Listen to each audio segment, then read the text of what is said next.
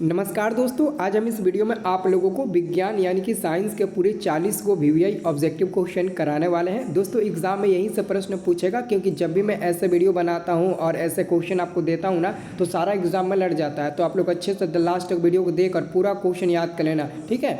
और साथ में इसका PDF लेना है, या फिर जो भी मैं आपको वीडियो बनाऊँगा ऐसे में और उसका PDF आपको लेना होगा, तो आप हमारे व्हाट्सअप ग्रुप से डाउनलोड कर लेना। व्हाट्सअप ग्रुप का लिंक डिस्क्रिप्शन में, आप जाकर ज्वाइन कर लीजिए और वहाँ पर आपको हर चीज़ का आपको PDF मिल जाएगा, हर चीज़ का। और जो भी क्वेश्चन देंगे एग्जाम में पूरा लड़ने वाला ही देंगे, तो ग्रुप आप लोग ज्वाइन कर लेना, ठीक है। तो चलिए हम वीडियो स्टार्ट करते हैं और एक एक क्वेश्चन आपको बताते हैं और आप लोग याद करते चलिए। पहला नंबर आप लोगों का क्वेश्चन है, हीलियम कैसा तत्व है। दोस्तों हीलियम का संकेत He होता है और हीलियम एक अक्रिय तत्व होता है, अक्रिय तत्व होता है। और हीलियम ग्रुप 18 का तत्व भी होता है, जिसे हम लोग शून्य वर्ग के नाम से भी जानते हैं, क्योंकि एग्जाम में आते हैं, आप लोग इसे याद रखना। अगला हमारा क्वेश्चन दूसरा नंबर है, जल में हाइड्रोजन तथा ऑक्सीजन की परमाणुओं की संख्या का अनुपात क्या होता है। तो सबसे पहले जल का अणुसूत्र आपको पता होना चाहिए H2O, और H2O में दोस्तों हाइड्रोजन के 2 है और ऑक्सीजन के 1 है, तो मतलब कि 2:1 मिलेगा, जो आंसर आपको ए नंबर में दिया गया है। तो ए नंबर आपका बिल्कुल सही जवाब हो जाएगा, इसे याद रखना। अगला हमारा क्वेश्चन है, प्रकृति में ऑक्सीजन का संतुलन कैसे बना रहता है। दोस्तों प्रकृति में ऑक्सीजन का संतुलन प्रकाश संश्लेषण के द्वारा बना रहता है, यानी कि ऑप्शन नंबर बी आपका बिल्कुल सही जवाब हो जाएगा, इसे आप लोग को याद रखना है। अगला क्वेश्चन हमारा है 4 नंबर। ये क्वेश्चन का आंसर आपके बुक्स में गलत दिया है, बट इसका सही जवाब होगा, मैं आपको बता देता हूँ। पौधों में श्वसन क्रिया के अंतर्गत ATP के टूटने से कितनी ऊर्जा मुक्त होती है। तो दोस्तों इसका सही आंसर आपको याद रखना है, ऑप्शन नंबर ए हो जाएगा, 30.5 किलो जूल पर मूल होगा। और जो ATP दिया ना, ATP का फुल फॉर्म होता है एडिनोसाइन ट्राइफॉस्फेट, इसे याद रखना, क्योंकि एग्जाम में ATP का पूरा नाम पूछा जाता है, जो कि मैं आपको बता देता हूँ। अगला क्वेश्चन है कि मानव हृदय में कितने कोष्ठ होते हैं। देखिए जी, मानव हृदय में मात्र 4 गो ही कोष्ठ होता है। जो मानव का हृदय होता है, आपका हृदय जो है ना, उसमें 4 गो ही कोष्ठ पाया जाएगा, तो मानव हृदय में 4 ही कोष्ठ पाए जाते हैं। अगला क्वेश्चन आपसे पूछा गया है कि मानव हृदय का औसत परकुंचन दाब लगभग। दोस्तों अगर लगभग कहा तो आप 120 mm Hg पर टिक लगा देना, लेकिन लगभग जगह पर सामान्य कहेगा ना, तो आप 80 mm Hg पर टिक लगाना। लेकिन हमारा आंसर 80 mm Hg न होकर 120 mm Hg होगा, क्योंकि लगभग कहा है, तो आप इसे लगभग में 180 mm Hg याद रखना, 120 mm Hg, ठीक है ना। मैंने 180 बोल रहा था, 120, ठीक है ना। अगला क्वेश्चन है, पौधे में वाष्पोत्सर्जन किस भाग में होता है। पौधों में वाष्पोत्सर्जन पत्ता में होता है, पत्ता जो पेड़ का पत्ता होता है ना, उसी भाग में होता है, इसे याद रखना। अगला हमारा क्वेश्चन है, कृत्रिम वृक्क किन अवशिष्ट उत्पादों को रुधिर से अपवाहन द्वारा पृथक करता है। तो इसका सही जवाब है आपका नाइट्रोजन, नाइट्रोजन यानी कि N2 गैस, यानी कि नाइट्रोजन। ऑप्शन नंबर आपका ए नंबर बिल्कुल सही जवाब होगा। अगला क्वेश्चन, हाइड्रा में प्रजनन की विधि, हाइड्रा में प्रजनन किस विधि से होता है। हाइड्रा में प्रजनन किस विधि से होता है, तो क्या होगा आपका मुकुलन विधि से होता है ना, मुकुलन विधि आपका हो जाएगा सही जवाब। अगला हमारा क्वेश्चन बनता है, अगला क्वेश्चन, अरे यार कितना नंबर क्वेश्चन हो गया, 9 के बाद से 10 ना, 10 नंबर क्वेश्चन इधर आपको मिलेगा, ठीक है ना। मैं 9 के बाद से डायरेक्ट आपको 20 नंबर बता रहा हूँ, ठीक है ना। चलिए, तो 10 नंबर क्वेश्चन क्या है। 10 नंबर आपका क्वेश्चन है कि किसी माध्यम में अपवर्तनांक म्यू का मान क्या होता है। किसी भी माध्यम में अपवर्तनांक का मान sin I/sin R होता है, यानी कि म्यू बराबर क्या होता है, म्यू बराबर sin I लिखिएगा, sin I, और बाटा में आप लिखिएगा sin R लिखिएगा, तो म्यू बराबर sin I/sin R। अगला क्वेश्चन है आपका 11 नंबर, दाढ़ी बनाने में कौन दर्पण उपयुक्त है। यानी कि जब आप लोग सैलून की दुकान में दाढ़ी बनवाने जाते हो, केस कटवाने जाते हो ना, तो वहाँ पर अवतल दर्पण का उपयोग किया जाता है, तो आंसर आपका मिल जाएगा C नंबर, अवतल दर्पण। अगला क्वेश्चन 12 नंबर है, स्पेक्ट्रम में किस रंग की किरण का झुकाव अधिक होता है। दोस्तों किरण का झुकाव अगर अधिक का है ना, तो आप बैगनी रंग लेंगे, क्योंकि बैगनी रंग का किरण का झुकाव अधिक होता है बैगनी रंग का किरण का झुकाव, क्योंकि इसका तरंगदैर्घ्य कम होता है। अगर तरंगदैर्घ्य कम होगा तो झुकाव अधिक होगा, विचलन अधिक होगा, प्रकिरण अधिक होगा, तो आंसर हमारा डी नंबर मिल जाएगा। अगला क्वेश्चन हमारा है कि डेंगू उत्पन्न करने वाले मच्छर किस तरह के जल में रहते हैं। जो डेंगू उत्पन्न करने वाले मच्छर होते हैं ना, वो हमेशा साफ जल में पाए जाते हैं, साफ जल में, गंदा जल नहीं बल्कि साफ जल में। मतलब कि अगर आप बाल्टी में साफ पानी 5 दिन तक भर कर रखेंगे ना, तो वहाँ से मच्छर पैदा होंगे, और वो मच्छर होंगे तो डेंगू मच्छर होंगे। अगला हमारा क्वेश्चन है कि पाइरुवेट के विखंडन से कार्बन डाइऑक्साइड जल तथा ऊर्जा देता है। यह क्रिया कहाँ होती है? तो यह क्रिया माइटोकॉन्ड्रिया में होती है। मतलब कि हमारा आंसर मिल जाएगा ऑप्शन नंबर बी माइटोकॉन्ड्रिया में। ऑप्शन नंबर बी हमारा बिल्कुल सही जवाब हो जाएगा।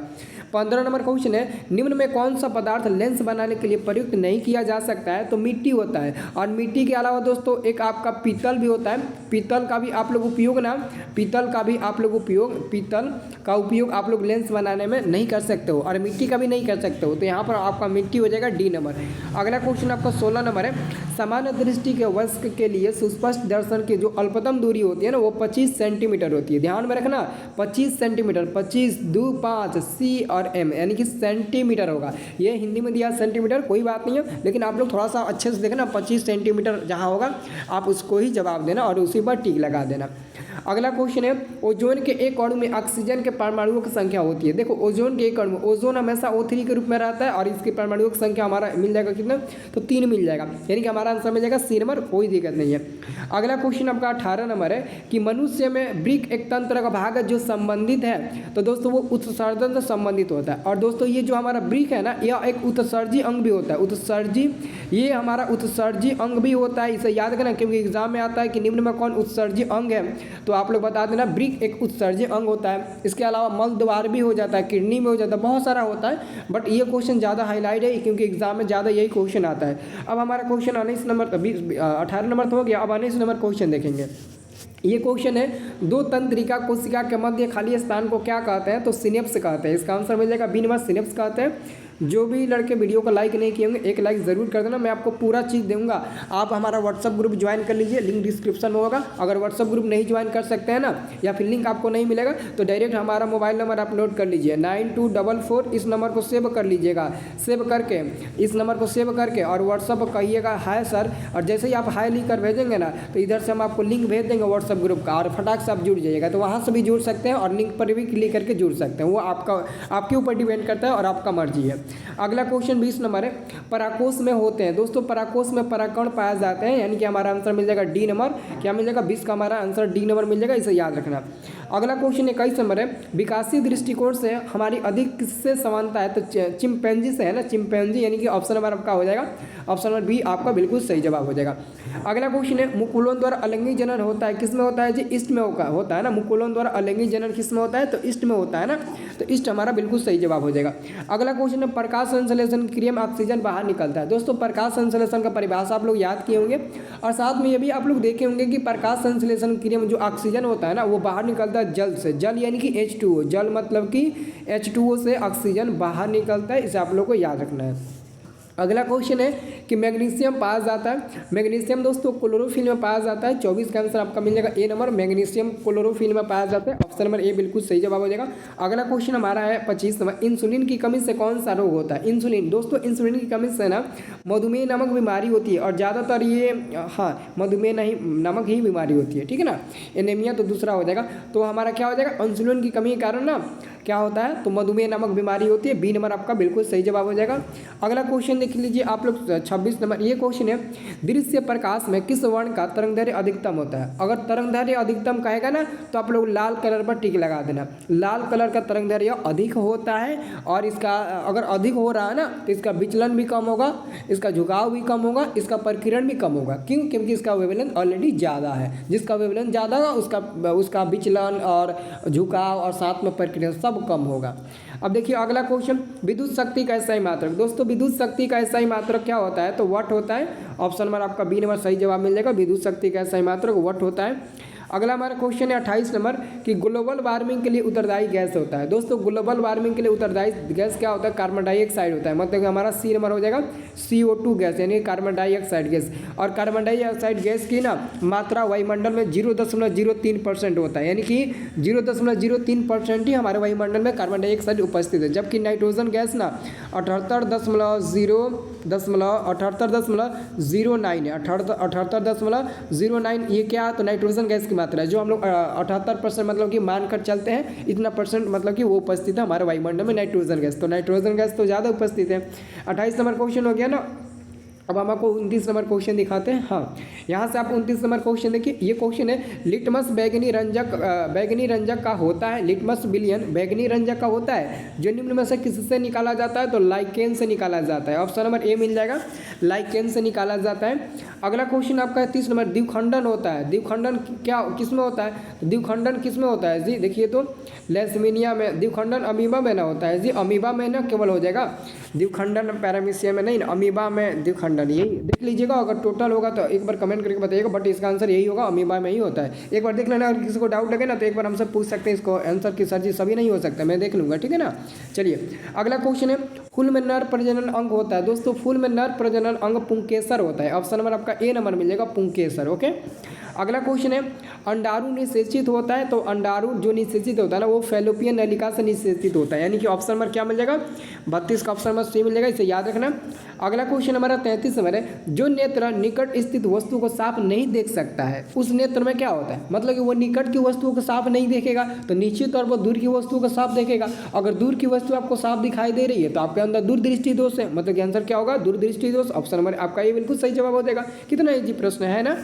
अब देखिए अगला क्वेश्चन है, निम्न में से किसे आप उपभोक्ता की श्रेणी में रखेंगे, तो जंगली जानवर को ना हम उपभोक्ता की श्रेणी में रखेंगे, तो हमारा आंसर मिल जाएगा ऑप्शन नंबर आपका सी नंबर मिलेगा, उपभोक्ता की श्रेणी में किसे रखेंगे, तो जंगली जानवर को।